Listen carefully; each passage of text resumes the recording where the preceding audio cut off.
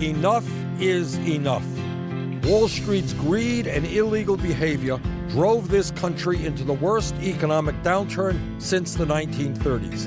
And then, after getting a huge taxpayer bailout because they were too big to fail, it turns out that 3 out of the 4 largest banks are bigger today than they were before we bailed them out. That's crazy. I'm Bernie Sanders. My plan: break up the big banks who are strangling our economy and make them pay their fair share of taxes. Then we can invest in the middle class, expand Social Security, and provide universal college education. I'll rein in Wall Street behavior so they can't crash our economy again. Will they like me? No. Will they begin to play by the rules if I'm president? You better believe it. I'm Bernie Sanders, Democratic candidate for president, and I approve this message. Paid for by Bernie 2016.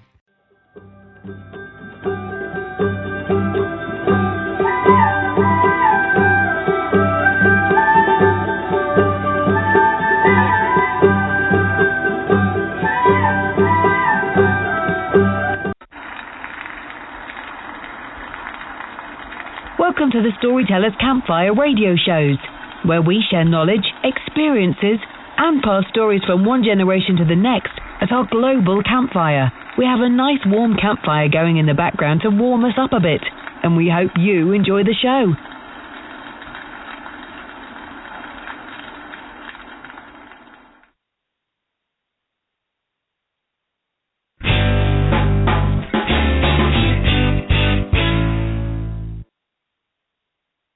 Charlie Checkers. Hello, this is Charlie Checkers, your host for today's show. Today we're interviewing a gentleman who works mostly in the video game industry, but he also created one of the themes for Alice in Wonderland trailer, Mecha Wars, Disney Pixie Hollow, my personal favorite, Love My Tinkerbell, and Assault Hero 2. By no means his list, but he scored hundreds of games from top 10 ISO titles, PS4, Vita, 3Ds, 360 games, slot machines, interactive music attractions, to HMML5 games. He scored it all, and even an interactive game, Ballet. How cool is that?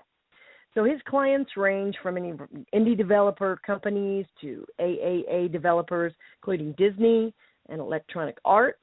So I know all your listeners are asking, just who is this innovative mastermind? Wait for it. How about I tell you after we come back from our short break? Don't go away.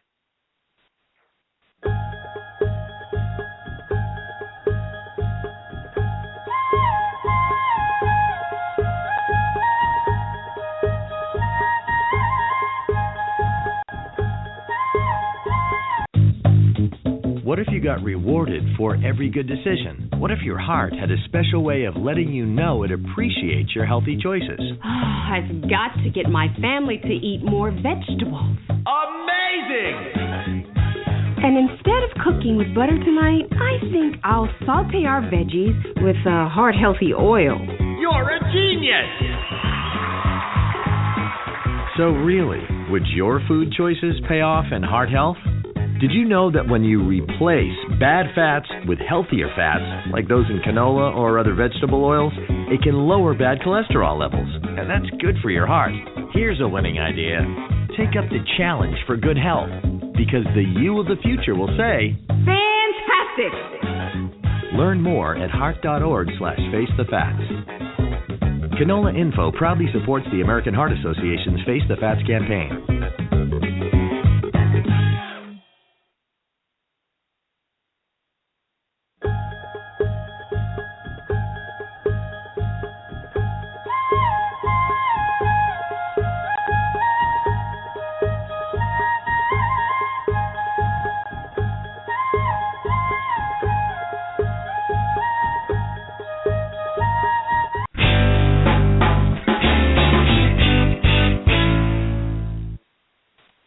Welcome back to our warm global campfire in progress.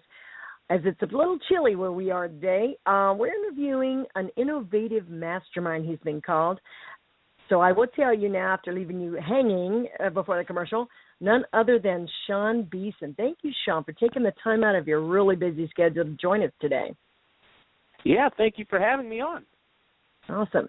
So in researching for this show, I found out that you started playing the piano at 11. Am I correct? Yes. Yeah, I started taking formal lessons at the age of 11. But you started writing music before even that. Yeah, just sitting down at the piano and kind of experimenting with little ideas and hearing other songs that I would hear on TV and kind of replicating them on the piano, but then changing the songs until they would kind of become their own compositions. So even before I was formally being trained to play the piano, I was actually creating pieces of music that were kind of unique takes and experiences of music in my past. Oh, so you're very creative at a young age. Just who was your support system as far as, parents and siblings and those kind of mentors? Definitely parents and even grandparents always encouraged me to go into music and encouraged me to be creative, and both sets took me around to piano lessons and violin lessons and all the kinds of crazy musical things that I wanted to do. They fully supported and were really good about encouraging kind of all of that education. Right. Yes. What about teachers? Anyone stick out in your mind? Yes. Yeah, my very first piano teacher, whose name was Linda Burkett, she was just very encouraging of not only teaching me how to play the piano and the kinds of music that I wanted to do, which was very important. She never forced any kind of specific repertoire onto my education, and so she allowed me to bring what it was that I wanted to do to the lessons, and that kind of encouraged me to do more practicing and kind of more of that composing, and that continued into high school with music teachers that were the same way, and even into college, where professors really kind of allowed me to self-direct my own education, and were supportive through the whole process. Well, that's kind of unique because when I think about a piano teacher, I'm thinking about, old school, wrap your knuckles when you're not doing your scores right. No, not right, And it's nice that they allowed you that creative freedom to do that. So you're a sound wizard. Teachers. Go ahead. Yeah. I had some of those teachers as well, and they were just as important with giving me the pedagogy that I needed to have to just be a better player. Yeah, the structure, yeah. Exactly. So you're a sound wizard for mostly games. And I confess, I'm not a big game person. Pac-Man used to drive me nuts. Don't have the patience for it. I'm more a reader and a music lit person and a singer myself. So our listeners really want to know, what exactly is it that you do? Yeah, so the process is not actually too complicated. I do everything digitally. So I'm not sitting down in front of a piano or sitting down with a pencil and paper. I'm actually sitting in front of computers with a MIDI controller, which is like a piano or a keyboard that doesn't make any sound. It just will transmit computerized digital data to a computer. And so I'm basically punching all of the notes from this keyboard into a computer as like lines and dots, and I can hear what it is that I'm playing through my speakers. And so I'm actually sitting down with technology and using that to kind of construct my pieces, which is great because I can hear what it is that I'm composing instantly, and it's not like I'm having to pull musicians into the studio every day or every week to get these scores recorded. Okay. So it's a one-man show. It is most of the time. I cherish the opportunity to collaborate with other people because I think that they real musicians always bring life and bring uniqueness to every score. But especially in the game industry, a lot of times you just don't have the time to get live players, because the game will be out in 2 weeks, and they need 5 minutes of music. So you're kind of your hands are tied in just being able to create the music and making it sound the best that it can. And computers and technology kind of helps realize that. Yeah, I was going to say technology has had to help that. With the old school Hollywood, everything's orchestras or bands or like that. But now with technology, you can, have your equipment, and then you can do, what you need to do with it. Yeah, and the way that it was done decades ago, it can still be done that way as well. And the people that do that on a daily basis are the true geniuses. And they have a mastery over music. And I think what I do, it requires a lot of musicality, the mastery over music technology, in addition to understanding music. Yeah, definitely. So the gaming genre, which can, I guess, range from toddlers all the way up to 60. I have no idea. Like I said, I'm pretty much not into the gaming, but I have friends and son who plays games, and they have heard some of your scores. But you also do other things as well, documentaries as well. I watched that video about Robert and Darlene De La Rocca, the couple that founded ILAC 30 years ago, the facility that helps people in the Dominican Republic. And I watched the whole thing because this touches my heart, and the music that you put to these kind of issues, the eye trauma, they are a surgical team that built this facility for medical supplies and other surgical teams for people of the country of Dominican Republic that need the surgeries, the ocular surgical procedure, so they can have a better life. It was really hard for me to watch because the music tells the story, the emotional story, what these people have gone through, as they tell their different stories. And because of this clinic, now they have hope to get the help they need. And your music tells the same story emotionally for me. Now, I'll caution the listeners, if you want to watch the video, it states in the beginning, your discretion is advised. They had to hold down the little girl to put the drops in her eyes. The nurses did, and that was hard for me. Yeah, it's not graphic, but it is.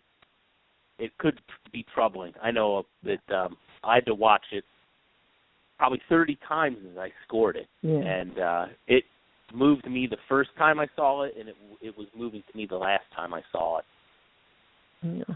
And that music tells how their lives would be changed for the better. They're standing out. There's a crowd of them. It's still dark outside.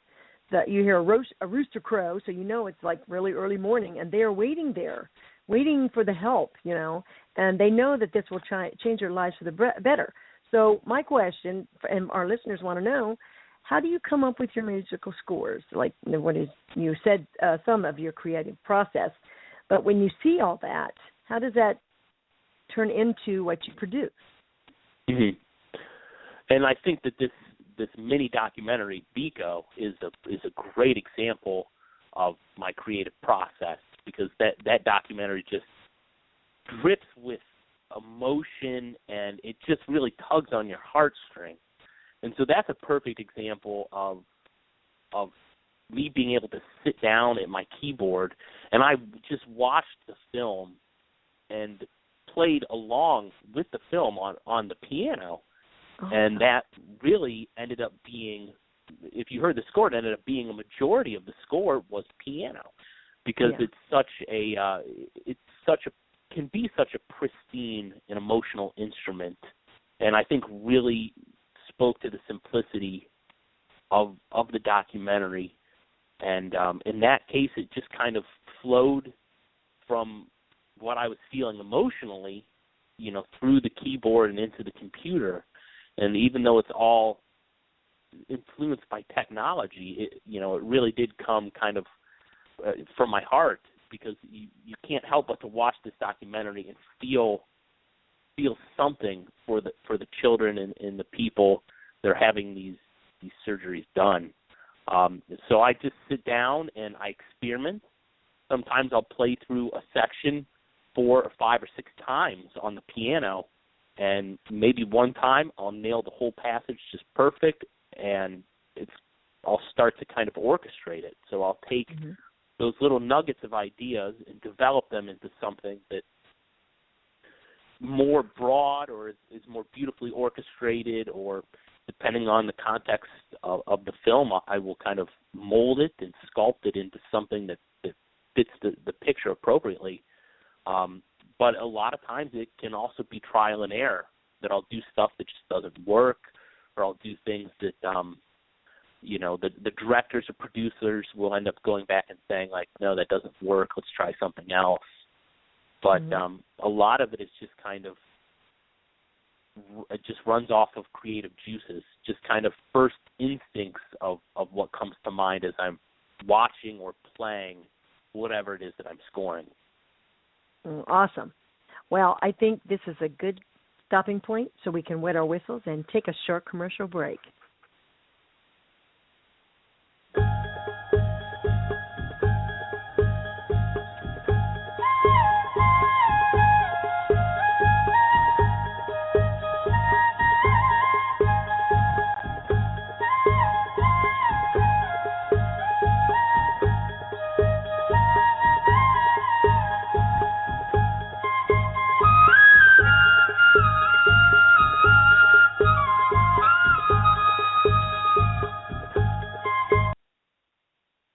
Do you see that doggy in the shelter? Hi, I'm Buddy, the adorable puppy you adopted from the Humane Society. Meow. I'm Whiskers, a fluffy kitty, just waiting for someone to love me. When you adopt a pet, we hope your new furry friend will become a cherished member of your family. And as Buddy and Whiskers will tell you, the key to success is following the rules to love by. Well, that's right. Please give me food, water, and exercise every day. To stay healthy, I need the same kind of things you need. Talk to me. I like hearing your voice. You're my best friend. Please don't stay mad at me or lock me up as punishment. Remember, I'm probably going to live 10 to 15 years, so take care of me when I get old. One day you'll need someone to take care of you, too. A message from the Montgomery County Humane Society. Visit www.mchumane.org for the complete rules to love by. Be your best friend for life.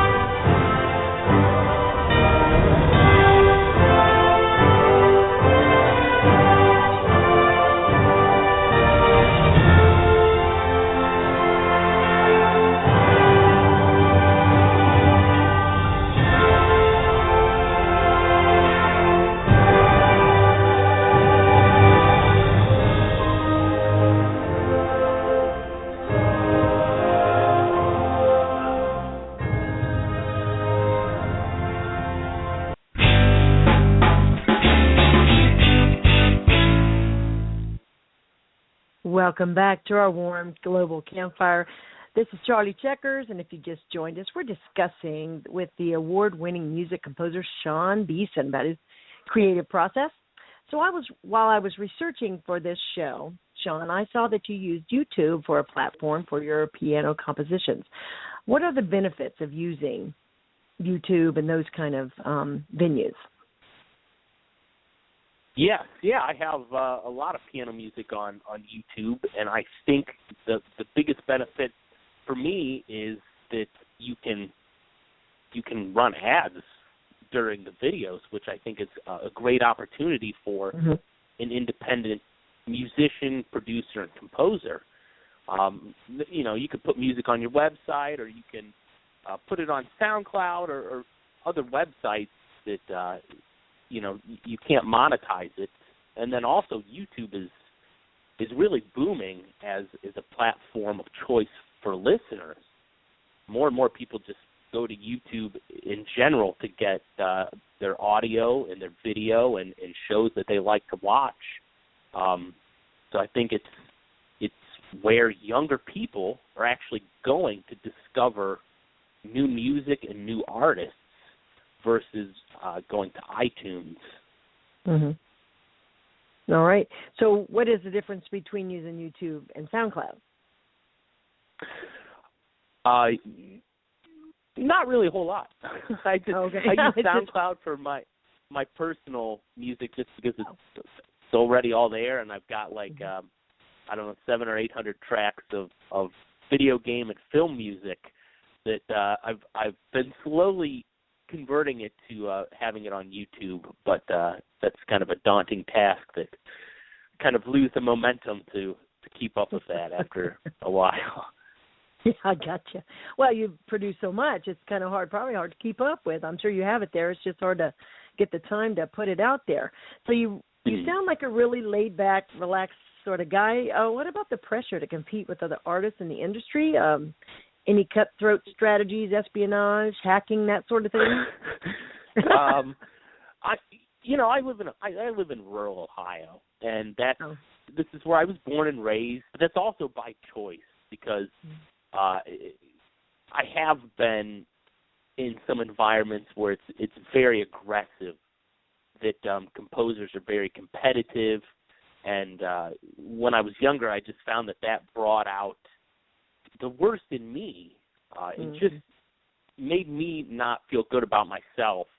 And so when I kind of decided to stay where I'm at in Ohio, I just found myself to feel kind of more at peace with what I'm doing, and I was able to kind of get along with other composers much better and kind of be able to celebrate everyone's accomplishments and not just my own. Just because there's not that constant pressure where I'm at, because there's no one, around here that's competing with me. That it just made it easier to kind of function as a parent and a husband and as an adult. Yeah, because I think sometimes your work kind of bleeds into your life, and if you're up tight, stressed, and all that, it's going to hurt your family life as well. So that's probably pretty smart of you. Of course, we know you're a smart guy, so it's okay. That works for you. So absolutely, you're doing what you love. So it's creating music for your own expression. What about the money? I mean, I know that there are New York, Chicago. But you can do all this from your computer and probably get your assignments or whatever however you say it, your work from different places, and they know you, and you're getting very well known. So, what about the money? I mean, you can do it from home, so there's probably no need to move to the bigger cities and all that drama. Yeah. Exactly. Yeah, and that's really been because of the internet that I've been able to kind of develop a presence online, and I'm fortunate enough to be able to work really from wherever I want to work. And, in this case, it's beneficial to me because if I'm living in Los Angeles or New York, the cost of living is much higher, and it's much more expensive kind of to raise your family. And I have a family we're a family of 6 here. I have 4 kids. And so it really helps with the low cost of living in Ohio to be where I'm at. And it was never about the money when I started composing. And I think I would be doing it whether or not I was making money anyways. But being paid to do it just allows me to do it all the time. And, I love my job. I think I would probably work 7 days a week, 10 hours a day, if I could. And in fact, I did do that when I was newly married and didn't have kids and didn't have a lot of other adult responsibilities. I was working that much because I enjoy every bit of it. Yeah, I'm the same way. I'm a gabber by nature, so this job affords me. What's that saying? If you work at what you love, you will never work a day in your life. And I don't work. This is too fun. I did a DJ show the other day, and I loved it. I mean, send me some more of that. That's fun, introducing musicians and other artists and interviewing people like this, and who I don't know if I'll ever meet you in person, but, this kind of thing is very easy for me to do. So you compose music because you're passionate about it. I've listened to some of your music with natural elements. They were included as rain, thunderstorms, the ocean. And this is the type of music I love to listen to. I'm a big jazz fan and instrumental, smooth jazz on Pandora and all that. But if I want to relax and fall asleep, it's so relaxing to be able to fall asleep to those kind of things with the music behind. So since you do that too, that there's other people that I saw in my research. Chance Thomas. How did you two meet? Chance is an old friend that I met at a conference for game developers years and years. It's probably been 7 or 8 years ago now that I met him, and he has always been a mentor for me, whether or not he knows it. He's been a mentor in the sense that he's been a positive role model as to kind of how to carry yourself in the industry, and just he speaks kindly of people and is very knowledgeable, and just is a good role model, I think, of how to conduct yourself in an industry that's very aggressive and can be kind of cutthroat and can be a bit scary when you're starting out and kind of building your career. And I've just always looked up to him as someone who has shown me a way that you can do it, that you can build your career and not be in Los Angeles, and you can stick to the high road, and you can stay positive and kind, and you can have a family, you can be normal and write music and still do what you love. Yeah. Absolutely. Now, what about the lovely Sophia Keats, voice of the nightingale? I listened to her singing The Enchanted Heart, and she has such a wonderful, powerful voice. How did you two meet? On the internet. I've actually never met Sophie in person, and we've done all of our work through the internet and through email and through messaging, and it's just amazing how two people that are on the same wavelength with music can kind of collaborate without needing to even have that visual kind of communication. Awesome. Wow. So who are your favorite composers or musicians? Oh, that's always such a tough question.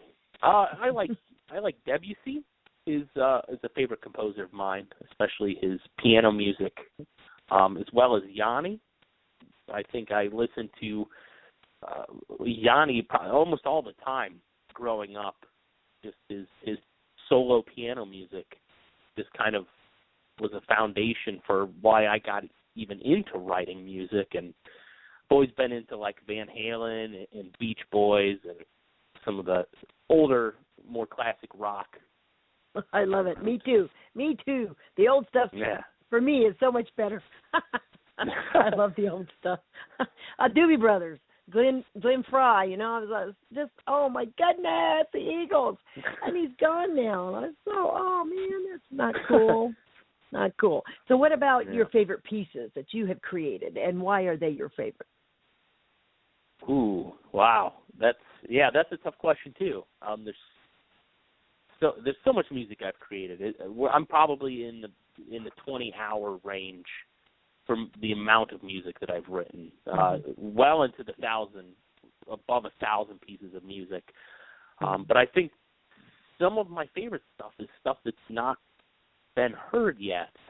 I've been working with a company out of California as a staff composer, and a project that they're releasing here in the next month or so has 6 hours of my music in it. So it's a substantial amount of music, and they just gave me a really good lore to kind of work from with their game and their immersive novel and some of the other kinds of cool products that are coming along with that. There's just such a rich lore to it that it kind of allowed me to experiment with instruments and different ethnicities of music and different tonalities. I think it's some of my most original work and some of my most creative work that I'm just really excited to be able to share it when, everything is finally coming out. Awesome. So what is the 4 Ps? The 4 Ps, and it changes. Sometimes it's 5, sometimes it's 6. I think at one time I had a 7th one too. But I'm often asked, like, how do you make it in this industry? Like, how did you get where you're at? And it started off, it's just 3 Ps with practice and patience and persistence. That you have to be patient because it takes a while. You have to be persistent, and you have to constantly practice. Whether or not you're working on a project, you need to constantly hone your craft and keep your skills as sharp as possible. And then as I got a little older, I realized that publicity is a big part of that. That you need to be able to share what you're doing and be confident in what you're sharing and talk about what you're doing, because that's the only way people will hear your stuff.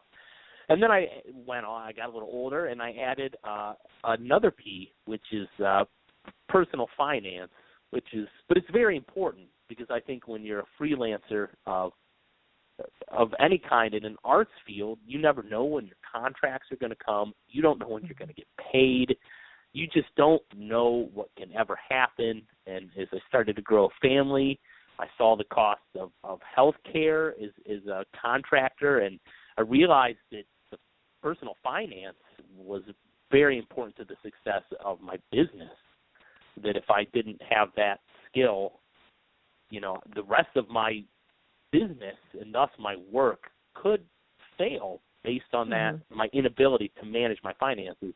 Yeah. And then as I've gotten a little older, I add prayer to the list, because sometimes you need that to keep you humble and keep you focused and keep kind of on task with what's important. That writing music and raising a family and being happy is really what's important, and not achievements and not success. And if that all comes with it, great. But that's not really the end goal of what I'm doing. And who knows, maybe I'll add a 7th P in 5 years when I've hopefully acquired more wisdom. Sounds like you got plenty right there. Can you tell our listeners what you're going to be working on in the near future? We want to know that too. Yeah, the biggest thing I'm working on right now is an immersive novel and a game that's called Sunborn Rising, and it's being developed by Neoglyphic Entertainment, and they are out of Campbell, California. And so it is an immersive book that you can read on any mobile device like an iPad or an iPhone. And as you read it, the music changes with your reading experience based on your location in the book and how fast you read in the context of the story. And so there's over 6 hours of music, and it's all dynamically put together. So theoretically, you'll never hear all of the music in the book the same way. And they've got a lot of kind of other cool products that utilize new technology, like virtual reality, that they're going to kind of be coming out with that's in this same realm, in this same world of Cerulean. And it really is quite a magical and spectacular planet that I think it'll be a really big hit. It'll be a big hit with readers. Awesome. I'm a reader myself, so I know. We interview artists, authors and writers all the time, novelists, and I just enjoy so much some of their books. Well, Sean, we're almost out of time, but tell us about your awards and how listeners can get to know you and your work on social media and all that. Yes. So some of my awards have just been like Telly Awards for videos that I've worked on, and I've worked on a number of Emmy-nominated and one Emmy Award-winning music video as the composer, and tons of nominations for other kind of game-related awards. And people can hear more of my music at SeanBeeson.com. That's SeanBeeson.com. All right. Well, I certainly want to give credit where credit is due for my research source material, www.SeanBeeson.com, including Nintendo Life, the interview with Corby Dillard, and VGMOonline.net, the interview with Chris Greening. Well, it's been a pleasure, Sean, to have you on the show today. Awesome. As well, I feel very privileged to have you on. I know you're very busy. I want to thank you for being our guest at our Global Campfire, and to our listeners, sponsors, XRQK in Los Angeles, KNGO. For without you, this programming would not be possible. And so, remember to dance like no one is watching and sing like no one is listening. Thank you very much for having me. You are welcome.